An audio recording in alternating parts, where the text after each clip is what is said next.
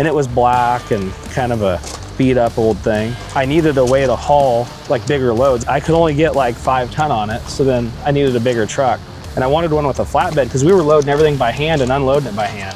So I needed to be able to unhook the pup trailer. Because back then you're talking loading like... Oh, we loaded everything by hand. Load like what size bales? Like 70, 80 pound bales. Yeah. Well, we don't really get along that well. We get along, like I'll call him and like me and him can have a conversation, it's fine, but we've had some years where we don't talk for like 5 years.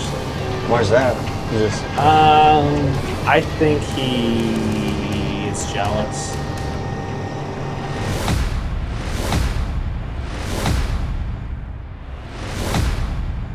So driving in here, like, because we were coming down, we went through Portland down. Yeah. That valley, I mean, there's combine after combine. Yes, what are they're cutting? They're harvesting all the grass seed.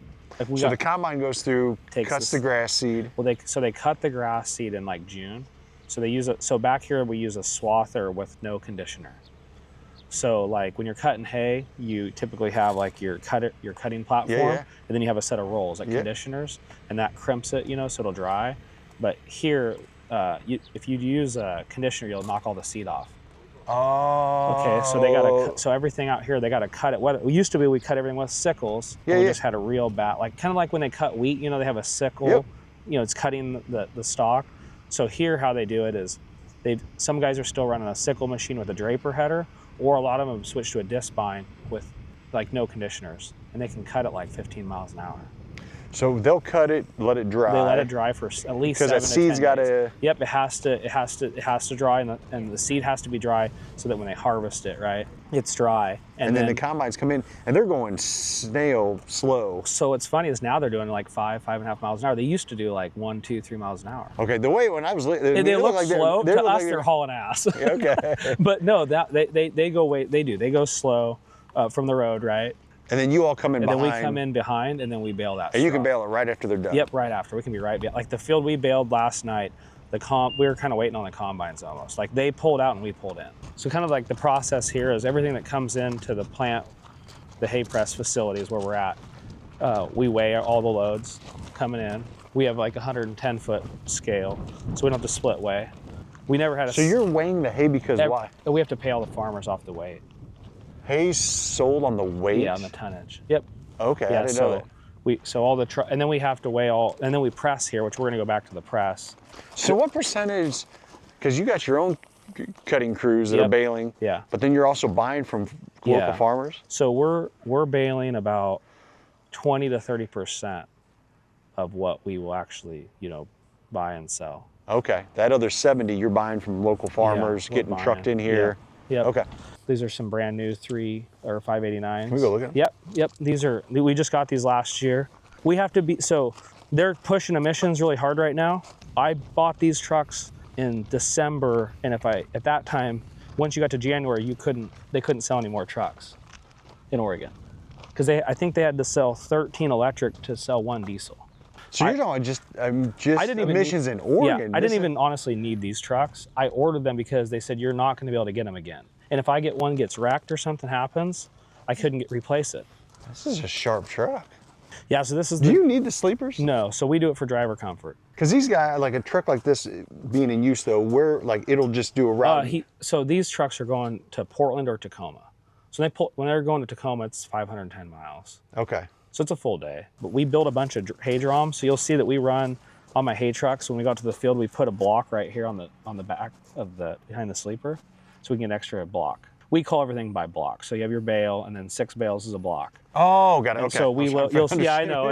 You're looking at me. What the hell are you talking about? So we'll haul. So a set of maxi trailers, a set of doubles, we'll typically haul 8 blocks, 4 on the front trailer, 4 on the back. Okay. Got it. And then we can in Oregon we can go. We can basically be not as long as we want, but we can be long. So the hay that you guys are exporting, what type of hay is that? The majority of what we're exporting is straw, which is the combines harvest the crop, and they remove You say straw like wheat straw? Wheat. We can't export wheat.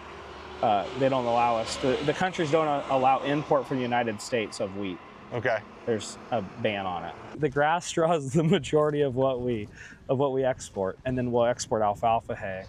And there's not much timothy in There's not much Timothy in Oregon. That's all Washington. Just give us a rough estimate. So how many containers will be exported, will come in here and be shipped out on an annual basis? Probably about 3,000. 3,000. So what is that? So we're doing like 15 containers a day, 300 a month. That's kind of where we, you know, and people, oh, the math might not match up, but it's some months, you know, there's some months might be 400, some months might be 220. So on average, you know. Has the tariffs affected your business? Not my business as much, just for the fact that so far, all the tariffs were on, there were some tariffs with alfalfa hay going into China. I thought that there would be a lot of issues with empty containers, because when they tariff products coming from China to the U.S., then there's less containers. So our biggest challenge is getting empties. Getting empties. Our deal only works if we have empties. Okay? And again, so if there's I know this, but I want you to explain this for people that don't understand. Typically, the rate going back to Asia, it's dirt cheap. It's dirt cheap. I mean, it's usually a loss. It's almost free. Yeah. Yeah. Yeah. When I post stuff on the Balance Hay site, people are like on the Instagram and Facebook, you get a lot of random people on those, and they're like, I can't believe you're shipping all this stuff overseas, and you know. That Jared, if anybody's watching this, that I've been trying to give all this straw away for free. That's all bad bales from tarps leaking, and there's no one that wants it. No feedlot, no dairy, there's no grinding out here like there is in other areas. So what's going to happen to that then? I don't know. I'm trying to get rid of it. Like it's a real problem out here. Like we can't. This grass straw has to go overseas, and we send as much. We loaded 10 dry vans on Monday to go to California. On every load, I'm losing money. The stuff to California was wheat straw. Stuff? It was wheat straw. And I've been trying to get the dairies to take that stuff. But you know, who wants to feed stuff's got damage? Why is Asia a good market for this? Because again, why can't Asia grow their own filler? And we have competitors. We have Spain, we have Australia, and we have exchange rate problems. Our exchange rate's really unfavorable to us. You know, it was running about 1.5. But Asia can't grow their own hay. Not enough. And they can get protein, but this is mostly the filler. You know, they're taking the straw. So that what we filler that's going into what animal feed? Yeah. So all animal feed. Well, beef, cattle, and dairy cattle. Okay. So what they're doing is they're taking the grass straw and they're mixing in the ration. So like here, you know, a dairy is going to have grass silage, or they're going to have, you know, wheat straw. You know, depend on the area, whatever they have available, right? They're going to put that in that ration, and over there and they do harvest their own silage, okay, and they do have their own rice straw. Say that one of the countries might use 7 million tons of their own product, they might import 1 million. 7 million is maybe what they can produce, but they're still deficient like 1 million. So by the time this gets over there, again, you say $300 or $400 out of Tacoma. Yeah. I mean, they're still getting it delivered over there at a fairly. Yeah, the ocean freight's cheaper than the truck. The ocean freight's cheaper than it's cost me. The biggest cost I got is getting to the port almost. Yeah. Yeah, it costs more to get to the port than it does to get it across the boat. Across the water on a boat. Yeah. And you said Portland is roughly what kind of? About 1,300. So it's a third of the price to take it all the way to Tacoma. Yeah. Yeah. So how it kind of works is the trucks, they'll come back. This is our empties. So these ones are empty. Okay, those are waiting to get loaded. Those are waiting to get loaded. These are all loaded, and anything over there is loaded as well. And how much weight's in one of these once it's loaded? So Korea will allow us. They have a road 60. We're doing about 52,000, 25 tons. That's all that their roads will allow. Oh, okay. Japan, we can go up to like 58,000 in the container. Yeah, we'll grab some. We'll probably grab some safety vests in the office. Okay. And then we'll go back. This is one of our storage barns, barn 1, and then we're going to barn 2 where the hay press is, and then we'll go to barn 3, which is another storage barn. This is a commodity. Mm-hmm. Cattle market's been sky high. Has that been positive for your business? Well, what's happened is everybody sold their cows. So actually, everybody's. Well, I've heard that too, because that's like the U.S. has the lowest cow. Everybody sold their cow cows. calf herd. You couldn't make any money. Like in 50 years or whatever. When hay got high, guys, you couldn't afford to feed them. So when cow prices were high, they started selling cows, and so now, from what I understand, now guys are starting to realize like, okay, I got to build my herd back up. Yeah. And because hay is still cheap, commodities are cheap, but if you don't have cows. Pretty much all these bales are exact same dimensions, right? Yep. So 3 by 4 by 8 feet. Okay. And explain for people who don't, because I grew up small little. You talk about when you started that, but like the industry's really moved to this for efficiency. Can you explain? So like even small balers, like 3-tie balers. One big baler could bale as much as 3-tie balers. I mean, and a 2-tie baler, you know, like an inline, technically you should be able to bale as fast as a 3-tie. I mean, a little bit less capacity, but yeah, you know, when we used to 3-tie, everything was 3-tie when I started with 2-tie, then it was really big for 3-tie. Yep. And we 3-tied 120, 130 pound bales. And then we went to big bales about 2008 is when the big bales really started to take off. Because these bales weigh how much? Those are, alfalfa bales are about 1,500. Holy smokes. And grass straw is about 1,100 to 1,200. A lot of these fields that you guys are actually cutting out of, explain for people that don't know, like, is it a crop share with the landowner, or how does that work out here when? So we pay for the straw before we bale it. We call it stumpage. So we're paying a fee for the stubble to the farmer. Typically, most of these farmers. Is that paid to actually figure out what it is? By the ton. Okay. It's all by the ton. So everything we work in is by the ton. Like hay right now, one of these bales that we were just talking about. Yeah. I mean, just ballpark figure, like what is one of those? What's one of those priced at? I mean, so like one bale would be probably $30 to $50, depending on what it is. Okay.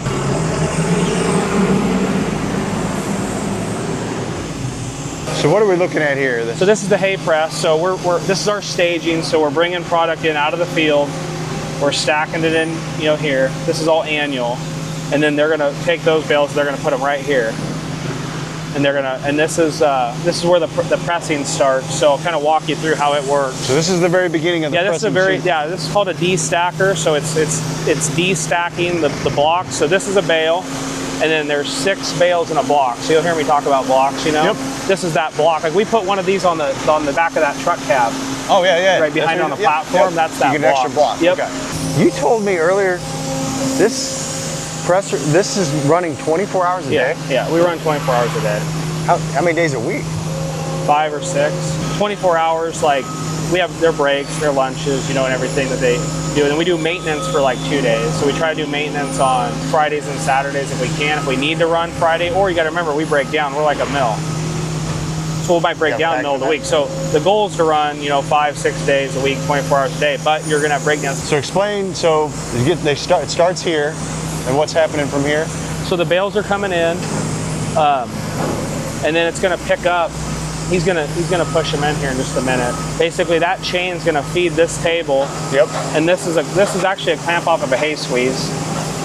And then it's gonna grab the 2 bales, and it's gonna pick them up, and then this is gonna shove the bottom 2 bales into this feed apron. The bottom 2 go in there, whatever's in the top. Yep, it's gonna hold them. So this bar's gonna push the bottom out. It's gonna set them back down. How old is this system here? 2019. Did this was this made domestically Canada. Or overseas? Yeah, the company went out of business though. Okay. Yeah. It seems like a lot of these systems are made. Yeah, foreign. Yeah. So now what's happening once these bales go? So there's a sickle blade under there that's cutting the twine. This is called the This is pulling the string off. We'll just have you. There's a light curtain right here, so we got to stay behind this light curtain, or we'll. Oh, got it. Oh, that's yeah. So there was a sickle blade off of a swathe. That's what the knife blade's made of. And then it just cuts the twine, and then this is pulling the twine off. And then see that big knife blade there? Yeah. Okay, it's gonna cut the bale in half. So it's gonna shove that bale in there when it gets done pulling the twine, and then it's gonna cut it in half, and then it's gonna go into the hay press. There used to be a guy that pulled all the twine all day long. What a job. What a job. I can tell you they were having issues because that table wasn't full, and I bought these bales from someone that I didn't bale these. And if the bales aren't good, I've never had a sawmill, but I've been told if you have bad logs, they don't run. Yeah. And if you got bad bales, they won't run. But see, the way this works is you can get like up in here, so I can go right here and shut this down.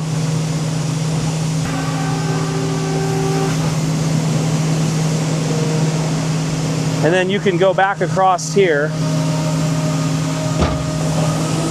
And this is a big, this is what I really like about the new presses is the safeties that they have. We have these light curtains around. The old presses, there was no safety at all. So we can sneak under here. And then this is where the bales are coming out. What are you working on, Eddie? Morning, how are you? How are you? Good. So Eddie's our maintenance, is head of maintenance here. Yeah, how are you? Hey, this is Jared. Yeah. Oh, yeah, see, we set our light curtains off again. Oh, where did I trip them up at? Oh, right here. They didn't make it. Yeah, it's just see, it's shooting right there.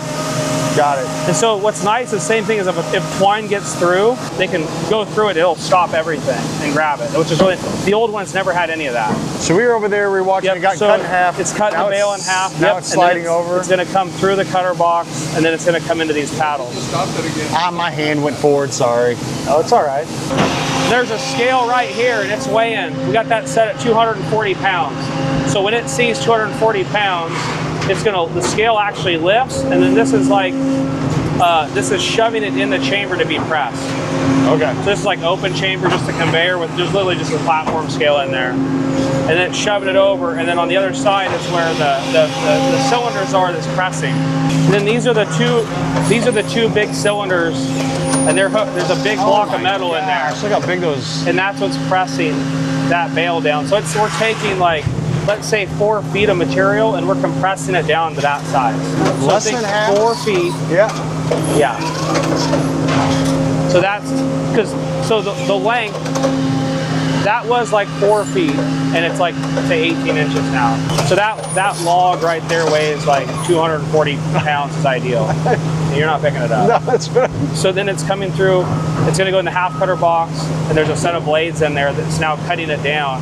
This is called half cut wrap, and this is what Korea, they primarily buy all, well, they buy all half cut wrap basically. And so what that means is they want us to cut the bales down, and they want us to wrap them on the wrapper so they can handle them. So can you handle these by hand? Yeah, these are like about 60 pounds. Man, oh man. Yeah. So that's alfalfa. So you can see we got, this is some fescue straw. Yep. There you go. I'm gonna try to pick it up here. You got it. Went to the gym today. Yeah, I did, yeah. Yeah, there you go. Getting your reps in. So what, just point blank, Yeah. so this went from 4 feet. Yeah. So back in the day, we would take, so we would take a 3-tie bale, like a 120-pound bale, and we'd press it down. So just to kind of give you an idea, we would take a 3-tie bale, okay? My old press is over there. My old press would take a 3-tie bale. So we would take a 3-tie bale that was, 4 feet, and we'd press it down to this size. Well, actually, it would come out like this. That's how it would come out, like that. So we would take... That's still heavy as crap there. Yeah, we would take 4 feet and go to that size. Wow. So these are getting wrapped, and then they'll go directly in the container. Yep. So the way this works is basically the bales come back from, they're coming out of the half cut wrap, or the half cut station. They're coming up here to be wrapped. We never had the D-stacker, Jared, and we never had this. And it took 2 more guys, and it was 3,000 forklift moves a day. So when we put that D-stacker, we used to have to feed 2 bales at a time with a forklift. So now the squeeze can fill the D-stacker up, right? And this table, he only has to grab it when it comes out. He used to take every package over there and wrap it. So this is completely streamlined, this whole operation now. Wow. So it basically just goes to the press, it's all automated, it comes out, it's pressed, it's cut down, it's wrapped, and then these are accumulated, and then he loads the container. Now, wrapping is probably one of the most important parts of this whole process. Of course, without having, you don't want contamination and things like that, right? But the wrap is very particular, because if they don't put the wrap on the right way, it's the cling on the film will stick to the packages in the container, and it'll tear when they take it apart. So one side's sticky and one side's not. Oh. So they got to put the wrap on the right way. You have to have enough pre-stretch, and so what that means is right here it's like wavy. That means it's stretching really good. You can see the lines in the film. That means it's got good pre-stretch. If you don't stretch that film, that package won't stay tight. So you want to stretch it, and then it'll actually get tighter as it sits there. And every exporter's had problems with film. You'll get bad film, and then they'll get over there and they can't get it out. So this stage for us is honestly one of the most important parts of the process, is the packaging. Having good packaging. Well, you were talking at our conference that it was a pretty rough year. I guess. It's been the last 3 years been a disaster. It's just price. It's just commodities are just down. Commodities down, prices up, costs up. And then your raw goods. I mean, your insurance, wages. I mean, the only thing here's the deal. The only thing that hasn't went up is truck tires. Figure that out. I swear, truck tires never did anything during COVID or the whole thing. I didn't hear that. I didn't know that. Truck tires are like the only thing that are. I'm like, they haven't really. I mean, if truck tires kept up with everything else, we'd be paying $600 a tire. So this is this field here. This is what it's called, where it's spread. So typically they drop it more in a row for us. It's usually easier for us to rake it when it's in a row, because when they spread it, the straw is spread out and it's harder to pick it up out of the grass. Oh yeah. Like you're trying to drag it, through. So we're cutting a tractor and a person out of this operation by having the rake. So you got to figure I'm saving like $50 a day in diesel, or 50 gallons a day in diesel. That's what a rake tractor probably burn. Yeah. Well, that doesn't include that's $150 a day plus a person, plus a tractor. Yeah, plus the wear and tear on a tractor. Yeah. Exactly. So you're saving, easy, farmer math. We're saving what, $400 or $500 a day. Like when you guys are running hard, how many bales are you all baling a day? Both crews. 1,500, 1,600. And you guys are baling how many in a season? Well, I'm gonna try to put. Is this a good year? It's off. I try to do like 40. I'd like to, my goal would be to do, I wanted to get 10,000 bales on my balers. I did 13,000 last year, but it's just, it's the crop, we haven't had rain, so the crop's light. So we're just not gonna hit our target. Some years you'll have a light year, and so you won't get the bales on it. So one year, it really changes from year to year, like what you get. Well, Jesse, I can't thank you for letting us come out here and demo this. Dude, this has been such a blessing, and just seeing the full scope of how the operations work. I mean, from the shop out here to the harvesting. And also, I just want to really thank you for investing in us. Coming to our event last year, coming on our podcast, promoting what we're doing. I think it's cool to see other like-minded entrepreneurs and professionals out there. They're really, it's one thing to have, I mean, we're all here because we have to provide for our families, but you're one of those, you're doing this to help other people and serve other people, and there's very few people out there that do that. So man, God bless you for doing that. Thank you, appreciate it. I'm glad you guys brought the whole team out. Yeah, well, we knew this was going to be a big one, so we wanted to bring out the big guns. Thank you so much. Thanks a lot. Thanks for coming.